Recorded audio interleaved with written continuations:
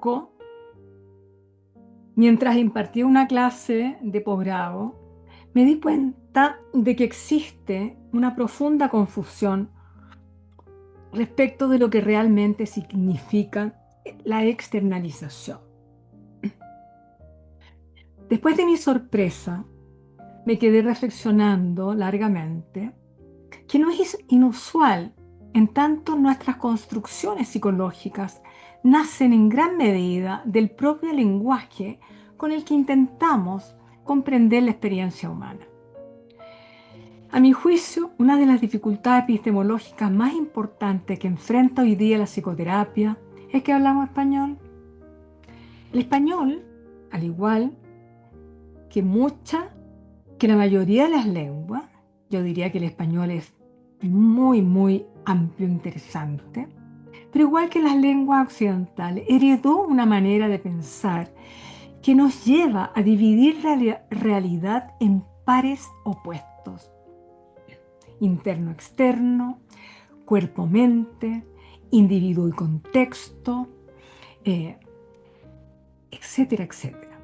Sin darnos cuenta, nos induce a creer que debemos elegir entre una explicación u otra, cuando la experiencia humana no ocurre de ese modo.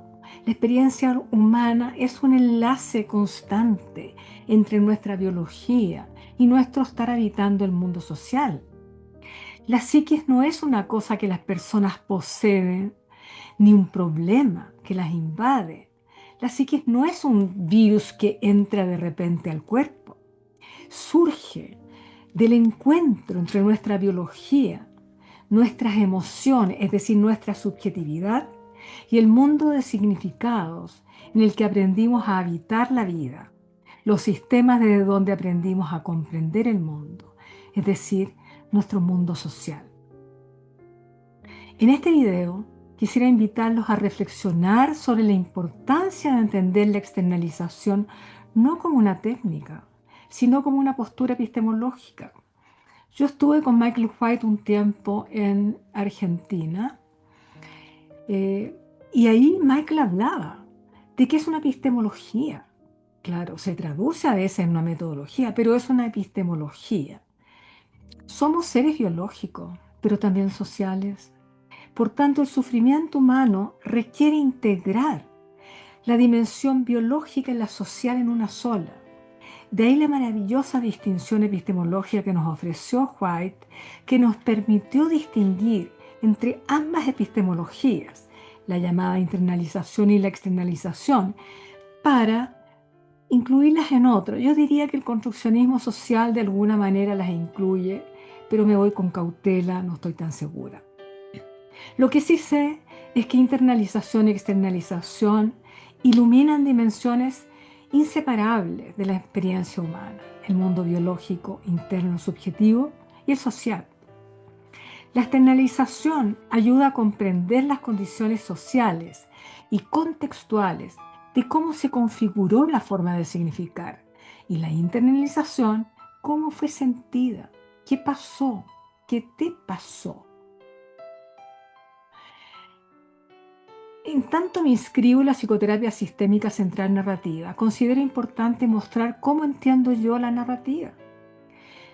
La narrativa no existe, es una metáfora, es una historia hilada, con sentido, organizada sobre la base de conectores lógicos y de secuencias temporales, sustentada en la experiencia vivida y la interpretación biográfica de alguna vivencia experimentada. Relatamos un cuento para ser entendido y para entendernos a nosotros mismos. La experiencia siempre se dan contextualizada y siempre remiten a nuestras biografías. Cuando relatamos, decimos quién es quién, qué rol jugaba en la historia, dónde transcurren los acontecimientos, en qué contexto surgió, qué hizo él o ella, qué hizo el otro a continuación. Como una pieza de teatro, cada personaje aparece ejecutando un rol. Eso es el enfoque narrativo. Así surge la narrativa en este relato.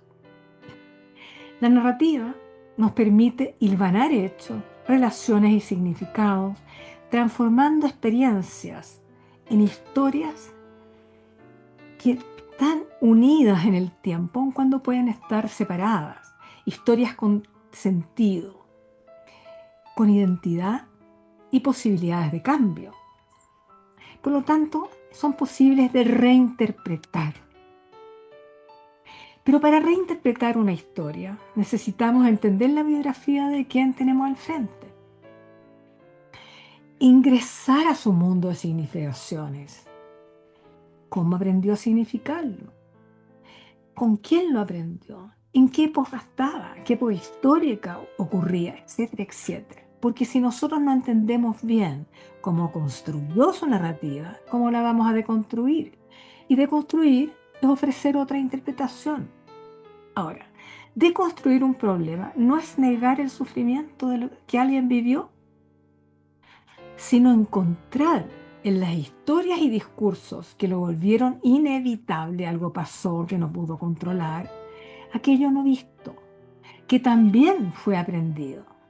Me gusta este dicho popular que encontré en Facebook: de todas las lecciones que la vida me ha enseñado, hay una que me ha marcado. El dolor es temporal, pero la fortaleza que se gana es eterna. No quiere decir que las experiencias o las vivencias no dejen cicatrices. Las heridas dejan cicatrices, pero también dejan sabiduría. Los seres humanos nos adaptamos increíblemente y dan fortaleza. Maturana decía: no es cierto que los seres humanos somos seres racionales por excelencia. Somos, como mamífero, destacado mamífero, seres emocionales, destacados emocionales, que usamos la razón para justificar o ocultar las emociones en las cuales se dan nuestras acciones. De ahí la importancia de los grupos de pertenencia. ¿Por qué son tan importantes? Porque somos mamíferos sociales. Necesitamos pertenecer. Los vínculos, los grupos de pertenencia, de referencia, no solo organizan nuestra identidad, regulan nuestras emociones y han favorecido por siglos nuestra supervivencia. De ahí la importancia que tienen los contextos relacionales, desde donde aprendimos a habitar el mundo. Como decía la Sue Johnson, el aislamiento emocional es interpretado por el cerebro como una señal de peligro. Las conexiones seguras con otros constituye una necesidad básica del ser humano. Los aconsejo leer a la Sue Johnson. En el Abrázame Fuerte me pareció un interesantísimo libro. La externalización fue un planteamiento distinto al esencialismo de la internalización. Es decir, ¿con quién estaba discutiendo White? Con el psicoanálisis. Pero hay que ser claro que no busca separar a la persona de sus problemas, sino que ampliar la mirada desde la cual la persona interpretaron su experiencia para mostrar que existen otras cosas que no fueron controladas por él o ella y que lo atraparon. Por lo tanto, es muy importante incluir el contexto y la situación que habitaban en ese momento. Nos explicamos las experiencias en certos, en contextos relacionales o dominios de existencia en los que participamos con otros y otras. En consonancia con Herman, de ese libro Dialogical Self-Theory, Playing with Positions Seriously, de un journal, dice Herman, la identidad puede entenderse como una multiplicidad dinámica de posiciones y voces, más que como una esencia fija. Me parece que eso es importantísimo. Cuando una narrativa adquiere estatus de verdad única, soy mañosa y exigente, otras formas de comprender la experiencia quedan eclipsadas. Cuidado, también soy amorosa, soy tierna, soy amable, soy buena para escuchar. Pero no las vemos cuando quedamos definidos como vieja, mañosa. La externalización crea una distancia reflexiva, concepto de reflexividad que es muy importante, que posibilita que la persona reconozca desde qué marco interpretativo y en qué relaciones se configuró una definición problemática que terminó siendo confundida con su identidad. No es que separa a la persona de sus problemas, invita a reconocer que los relatos no son definitivos y que siempre pueden aparecer nuevas voces, nuevas significaciones, nuevos significados y formas de comprender la experiencia. La deconstrucción requiere entender la forma como la persona construyó su mundo, porque si no, no podemos deconstruir. A mí me parece una excelente herramienta el genograma, hay muchos otros, porque el genograma, ¿qué es lo que nos permite ver en forma gráfica? La historia familiar, dónde se crió la persona, casa, departamento, ciudad o campo, es totalmente distinto. Enseñanza básica, patrones de conducta, dinámicas relacionales, mandatos, posición en la familia, hijo mayor, menor, etcétera, etcétera.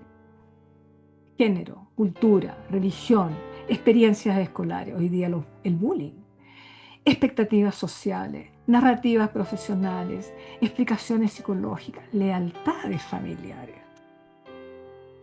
Sería interesante hasta 3 generaciones, pero cada uno lo hace como quiera. Lo importante es que le permita comprender la historia, porque cuando nosotros comprendemos la historia, nos da la libertad para elegir distintas formas de entendernos. Mientras hacemos eso, decía la Marcela Ratia, hay que estar atentos al baúl de los recursos. Es decir, a medida que vamos entendiendo, es importante ir llenando el baúl de recursos. ¿Qué te pasó? O sea, ¿cómo sobreviviste a esa experiencia? Ah, tienes fuerza. Ah, aprendiste que puedes arrancar. Aprendiste que puedes dar una patada. O no sé, depende de la experiencia y lo que se vivió. Pero sí es importante que siempre hay recursos, si no la persona estaría absolutamente, no sé, desfallecida. Una vivencia tiene siempre muchas aristas, algunas no vistas por el impacto emocional que nos configuró. Yo recuerdo hasta el día de hoy, el día que yo empecé a atender, me tocó un paciente que me dijo, señorita, ayúdeme, me duele la vida. Es decir, no me lo olvido nunca. Después lo interpreté, había hecho un intenso suicidio, no sé qué. Pero esa sensación de que él me tomara las manos, me mirara a los ojos y me dijera que le duele la vida, me acompaña hasta hoy. Para el trabajo narrativo es importante diferenciar entre evidencia y experiencia. Créanme que me costó mucho. Porque en inglés y en francés, experience son dos palabras, son la misma palabra, no hay vivencia. En alemán, Erlebnis, y nosotros, gracias a Ortega, hacer vivencia. Lo que no es fácil. Fue Ana María Medina quien me mostró la importancia de detenerme a ver esa diferencia. Y claro, Gadamer lo decía, una vivencia no solo se recuerda porque se vivió, sino que el hecho tiene un efecto emocional particular que le confiere un significado duradero. La vivencia se vive intensamente, puede desbordar y abrumar.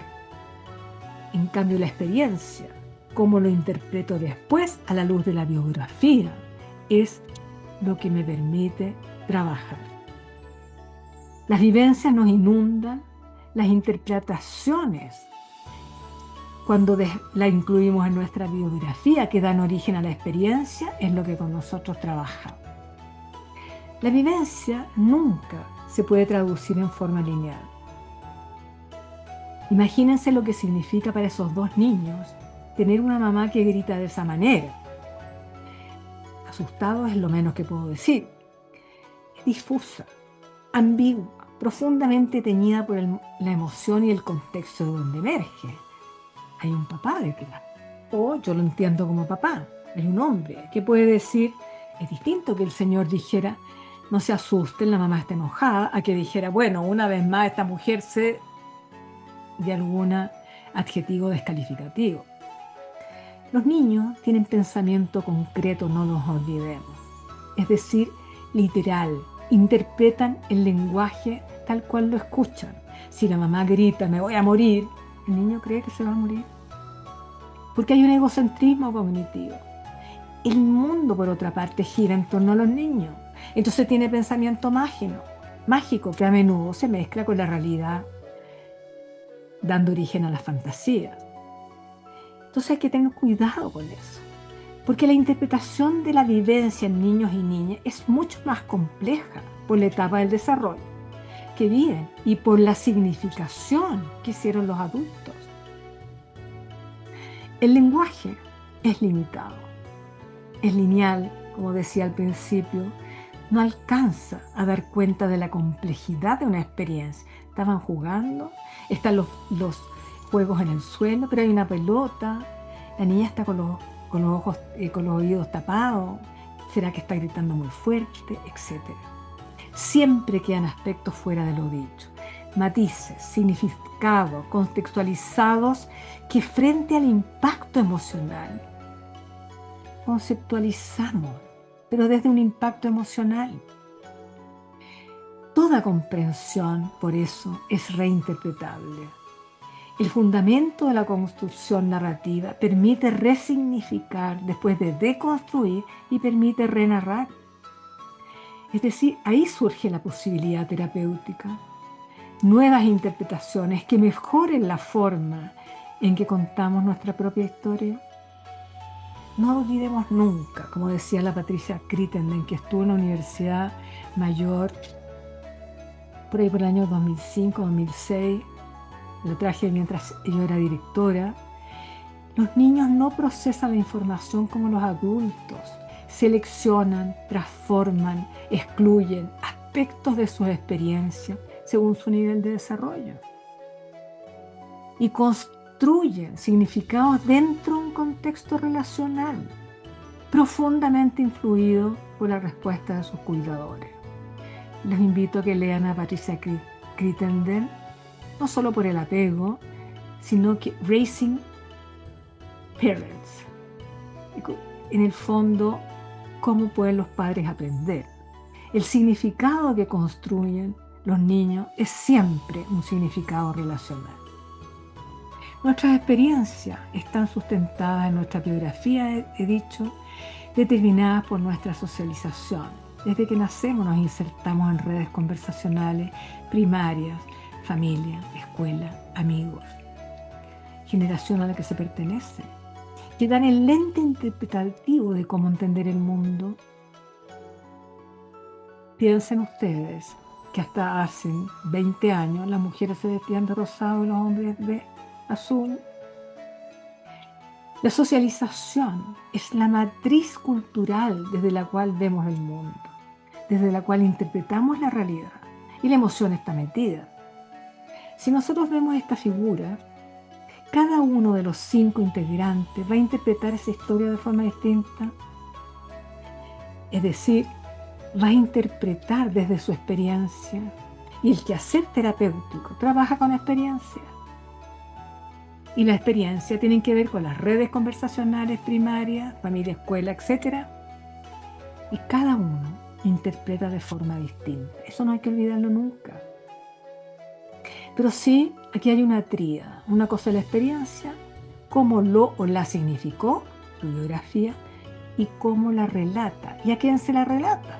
Es distinto que se la cuente a un amigo, a una amiga, a una psicóloga vieja como yo, o a un psicólogo joven de su misma edad. Entonces la experiencia tiene a su base la emoción y el lenguaje juntos. Me parece interesantísimo esa tríada cuyos elementos se manifiestan de manera simultánea y se encarnan en el conversar, como lo describía Humberto Maturana Romesel. Porque el lenguaje, decía Humberto, las palabras, cómo lo decimos y a quién se lo decimos, incluye nuestro emocional. ¿Y por qué es tan importante la inclusión del emocional? Porque nosotros recordamos de acuerdo a las emociones. La memoria no almacena experiencia, reconstruye significados, decía Daniel Siegel, Yo leí este libro que es del 2011, pueden haber eh, ediciones anteriores, porque recordar no es regresar al pasado, es reactivar los estados emocionales que lo configuraron. Pero hay otra cosa interesante, como nos hacía ver Daniel Kahneman, Premio Nobel de Economía, siendo psicólogo, del 2002. Pensar rápido, pensar despacio. En ese libro él habla de la regla de Peak en Peak, potente, y End, como termina. Nosotros recordamos la experiencia principalmente por el momento de mayor intensidad emocional, el peak emocional. ¿Y cómo termina? Miren qué interesante. Por eso conversar es tan importante para mí en todo lo que yo digo. Porque somos nefíferos, como decía Maturana, y por lo tanto seres fundamentalmente emocionales. No existe un razonar separado del emocional. Conversar es el continuo entrelazamiento del lenguaje con el emocional. Emergen juntos. Si yo digo te quiero desde la ternura, es distinto que digo te quiero tanto desde el enojo. Eso lo decía Václavic en los axiomas de la comunicación. Pero lo interesante es cómo Maturana lo juntó. Decía, no hablamos primero para luego emocionarnos. Si nos emocionamos primero para después ponerlo en palabras. No, lo humano surge en la historia evolutiva a la que pertenecemos al surgir el lenguaje y constituirnos en redes conversacionales que dan cuenta de un modo de vivir particular que entrelaza lenguaje y emoción en el conversar. Si yo digo Manuel Pinochet, es distinto que yo diga Augusto Pinochet. Si yo digo 1973, si yo digo dictadura, si yo digo vuelta a la democracia, pasan cosas distintas. La palabra conversar, decía Humberto en la ontología del conversar, proviene del latín conversari, que está compuesta por el prefijo con junto a y el verbo versare, que significa dar vuelta, girar, volver y una y otra vez. Una y otra vez hablo del conversar y ustedes me dicen no, pero sí, pero no, pero la experiencia. Estamos dando vuelta todo el rato. En su sentido etimológico, conversar no repite simplemente el intercambio de palabras, sino en palabras con cargas emocionales distintas para cada uno de nosotros. Hay una conexión, nos constituimos en el encuentro, que duda cabe, pero hay una emoción, sentimos mientras hablamos.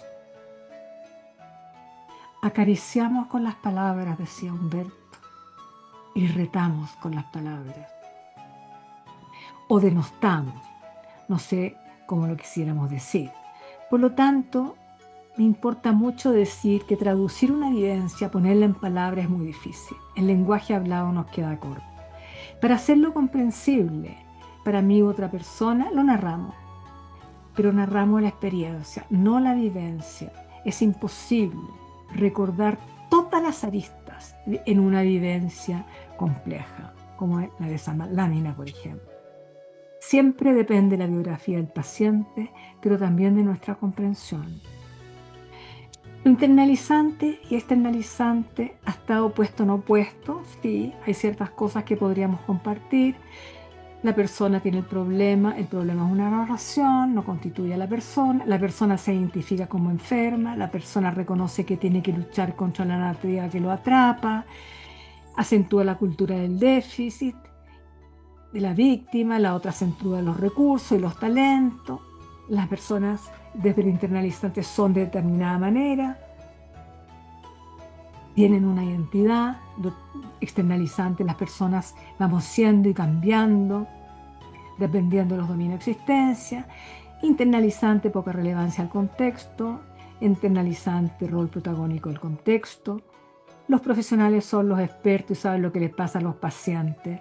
Y las personas son expertas en sus propias vidas. Los profesionales podemos facilitar otras formas de entender. La persona recibe tratamiento. La persona siendo activa en sus posibilidades de ir cambiando y encontrando sus talentos. Sí, puede ser visto así, pero eso es la estrategia, es la metodología, no la epistemología que está a la base, que era lo que trataba de mostrar en sus inicios Michael White, con el famoso ejemplo, si ustedes lo leen con detención, la caca, la maldita caca. Son dos formas complementarias de dar cuenta al humano. El ser humano es un entrelazamiento en lo que se une la experiencia personal con los aprendizajes vividos a través de redes contextualizadas, el mundo social. La internalización es la interpretación personal de la experiencia. ¿Cómo decodificamos la vivencia? ¿Qué significado le atribuimos? ¿Cómo la integramos a nuestra biografía? ¿Qué lugar ocupa en nuestra identidad? La externalización como epistemología, ¿qué contexto incidió en la interpretación de la experiencia? ¿Qué incidió en cómo fue interpretada? ¿Qué estaba viviendo entonces la persona? ¿Qué época vivíamos? ¿Quién y qué colaboró en la forma como la significó? ¿Qué recursos, talentos y oportunidades estaban presentes? Internalizar y externalizar no son opuestas, son dos miradas complementarias que nos permiten entender al ser humano como un entramado de experiencias, sentidos y relaciones situadas en contexto desde donde emergió, pero también qué significado personal le confirió. Son dos posturas epistemológicas que bien vale la pena tener en cuenta cuando nosotros hacemos psicoterapia, especialmente para la gente joven que me podría estar escuchando ahora. La invitación fue detenerse. Trabajamos con personas a quienes, como decía mi paciente, les duele la vida. Somos una profesión muy joven, una profesión que requiere reflexión. Por lo tanto, los invito a reflexionar. Muchas gracias por escucharme y será una próxima vez que yo sienta que tenga algo que compartir con ustedes.